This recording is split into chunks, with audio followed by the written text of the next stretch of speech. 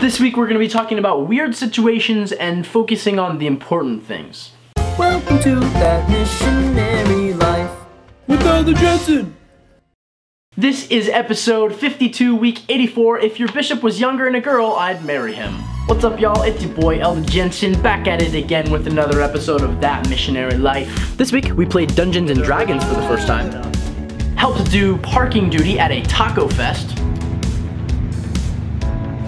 Went and checked out a taco fest. What? At the taco fest.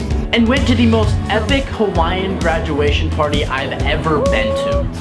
This week was full of all kinds of moments that were weird and just made me turn my head and go, what the heck is going on? Example 1, we had a little girl knock our door and ask us if she could learn more about Jesus Christ. Normally we are the ones on the other side of the door doing the asking, so that was a little bizarre. Example 2, we went to lunch with Bishop Kiker from my home ward in Colorado, and afterwards, the first thing the missionary I was with for the day said was, if your bishop was younger and a girl, I'd marry him.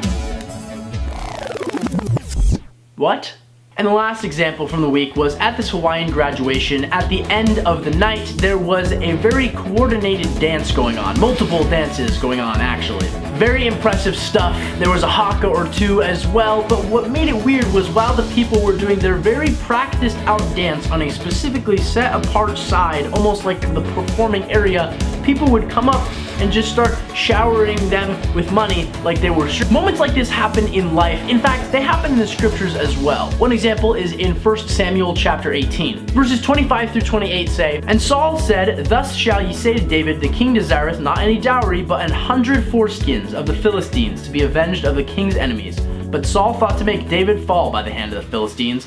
And when his servants told David these words, it pleased David well to be the king's son-in-law. And the days were not expired. Wherefore David arose and went, he and his men, and slew of the Philistines 200 men. And David brought their foreskins, and they gave them in full tale to the king, that he might be the king's son-in-law. And Saul saw and knew that the Lord was with David, and that Michal, Saul's daughter, loved him. Moments like this happen in life. Moments where we just squint our eyes and go, what the heck?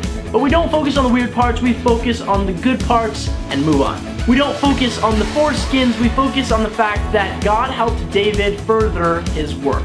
This week I challenge you to share a meal with a friend. I'm sure something weird will happen, and I'm sure something good will happen too. And with that, we've reached the end. Previous episodes are linked down below, and if you'd like to check out the show as soon as it comes out or share the show with your friends, click the link down below to do so as well. As always, I'm open for comments or questions of which I'll respond to next week. Remember that God loves you, and I do too. Have a great